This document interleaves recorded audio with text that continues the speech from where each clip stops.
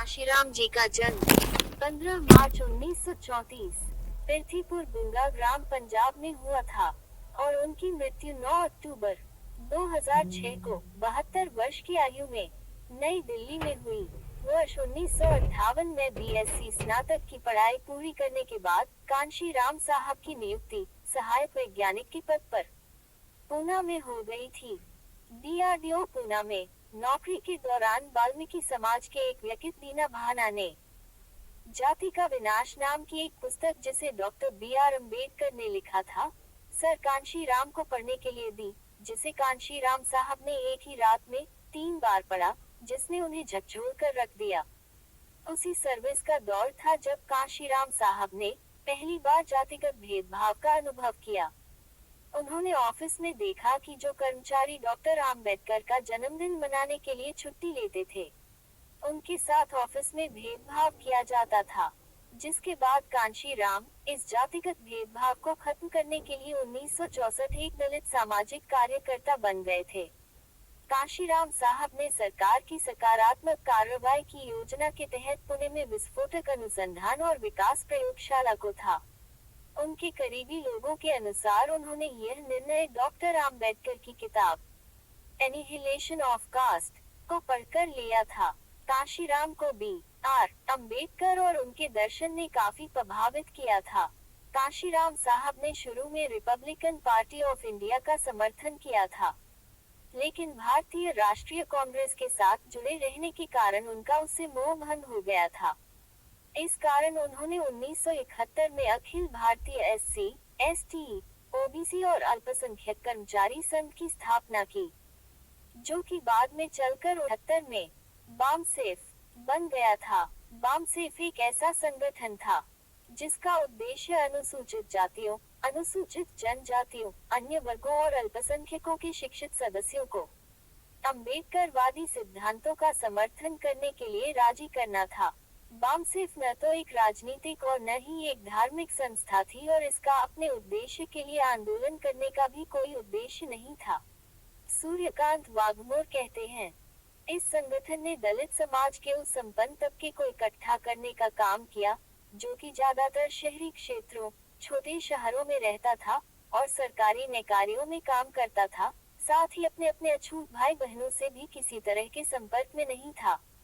इसके बाद कांशीराम साहब ने 1981 में एक और सामाजिक संगठन बनाया, जिसे दलित शोषित समाज संघर्ष समिति या DS4 के नाम से जाना जाता है। उन्होंने दलित वोट को इकट्ठा करने की अपनी कोशिश शुरू की और 1984 में उन्होंने बहुजन समाज पार्टी की स्थापना की। कांशीराम ने अपना पहला चुनाव 1984 में छत्तीसगढ़ की जांजगीर चांपा सीट से लड़ा था। बीएसपी को उत्तर प्रदेश में सफलता मिली। शुरू में दलितों और अन्य पिछड़े वर्गों के बीच विभाजन को पाटने के लिए संघर्ष किया, लेकिन बाद में मायावती के नेतृत्व में इस खाई को पाटा गया। सन 1982 में उन्होंने अपनी पुस्तक द चमचा युग लिखी, जिसमें उन्होंने जगजीवन राम और रामविलास पासवान और रामदास अठावले जैसे दलित नेताओं का वर्णन करने के लिए चमचा शब्द का इस्तेमाल किया था। उन्होंने तर्क दिया कि दलितों को अन्य दलों के साथ काम करके अपनी विचारधारा से समझौता करने के बजाय अपने स्वयं समाज के विकास को बढ़ावा देने के लिए राजनीतिक रूप से काम करना चाहिए। बीएसपी के गठन के बाद कांशीराम ने कहा कि उनकी बहुजन समाज पार्टी पहला चुनाव हारने के लिए, दूसरा चुनाव नजर में आने ले लिए और तीसरा चुनाव जीतने के लिए लड़ेगी। 1988 में उन्होंने भावी प्रधानमंत्री वीपी सिंह के खिलाफ इलाहाबाद सीट से चुनाव लड़ा और प्रभावशाली प्रदर्शन किया, लेकिन 70,000 वोटों से हार गए। वह 1989 में पूर्वी दिल्ली लोकसभा निर्वाचन क्षेत्र से लोकसभा चुनाव लड़े और चौथे स्थान पर रहे। सन 1991 में कांशीराम और मुलायम सिंह ने गठबंधन किया और कांशीराम ने इटावा से चुनाव लड़ने का फैसला किया।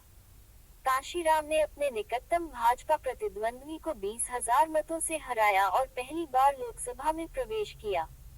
इसके बाद कांशीराम ने 1996 में होशियारपुर से 11वीं लोकसभा का चुनाव जीता और दूसरी बार लोकसभा पहुंचे। अपने खराब स्वास्थ्य के कारण उन्होंने 2001 में सार्वजनिक रूप से मायावती को अपना उत्तराधिकारी घोषित किया था। सन 2002 में कांशीराम जी ने 14 अक्टूबर 2006 को डॉक्टर अंबेडकर के धर्म परिवर्तन की 50वीं वर्षगांठ के मौके पर बौद्ध धर्म ग्रहण करने की अपनी मंशा की घोषणा भी की थी। कांशीराम जी की मंशा थी कि उनके साथ उनके 5 करोड़ समर्थक भी इसी समय धर्म परिवर्तन करें। उनकी धर्म परिवर्तन की इस योजना का सबसे महत्वपूर्ण हिस्सा यह था कि उनके समर्थकों में केवल अछूत ही शामिल नहीं रहे, बल्कि ओबीसी का साथ भी उन्हें मिले जो वर्ण व्यवस्था में शूद्रों के नाम से हिंदू धर्म में अछूत जैसे ही रहे हैं, बल्कि विभिन्न जातियों के लोग भी शामिल थे जो भारत में बौद्ध धर्म के समर्थन को व्यापक रूप से बढ़ा सकते थे। हालांकि 9 अक्टूबर 2006 को उनका निधन हो गया और उनकी बौद्ध धर्म ग्रहण करने की मंशा अधूरी रह गई। मायावती के एक कथन के अनुसार उन्होंने और कांशीराम साहब ने तय किया था कि हम बौद्ध धर्म तभी ग्रहण करेंगे जब केंद्र में पूर्ण बहुमत की सरकार बनाएंगे। हम ऐसा इसलिए करना चाहते थे क्योंकि हम धर्म बदलकर देश में धार्मिक बदलाव तभी ला सकते थे जब हमारे हाथ में सत्ता हो और हमारे साथ करोड़ों लोग एक साथ धर्म बदलें। सन 1982 में कांशीराम साहब ने द चमचा युग, द एरा ऑफ द स्टूजेस नाम से एक पुस्तक भी लिखी, जिसमें उन्होंने दलित नेताओं के लिए चमचा स्टूज शब्द का इस्तेमाल किया था। उन्होंने कहा कि ये दलित लीडर केवल अपने निजी फायदे के लिए भाजपा और कांग्रेस जैसे दलों के साथ मिलकर राजनीति करते हैं। उनकी पुस्तक बर्थ ऑफ बामसेफ भी प्रकाशित हुई थी। उनकी जीवनी कांशीराम दलितों के नेता बद्री नारायण तिवारी द्वारा लिखी गई थी। कांशीराम के भाषणों को एक किताब के रूप में अनुज कुमार द्वारा संकलित किया गया है। इसका नाम है बहुजन नायक कांशीराम के अविस्मरणीय भाषण। इसके अलावा कांशीराम साहब के लेखन और भाषण को एस गौतम ने संकलित किया था, जबकि कांशीराम द्वारा लिखे गए संपादकीय बहुजन समाज पब्लिकेशन ने 1997 में प्रकाशित किया था। अंत में यह कहा जा सकता है कि भारत में अम्बेडकरवाद अगर जिंदा है तो इसका पूरा श्रेय सिर्फ कांशीराम को ही जाता है। उन्होंने डॉक्टर आम्बेडकर की मृत्यु के बाद बहुजन आंदोलनों में पैदा हुए शून्य को खत्म करके बहुजन आंदोलन को फिर से जीवित किया था।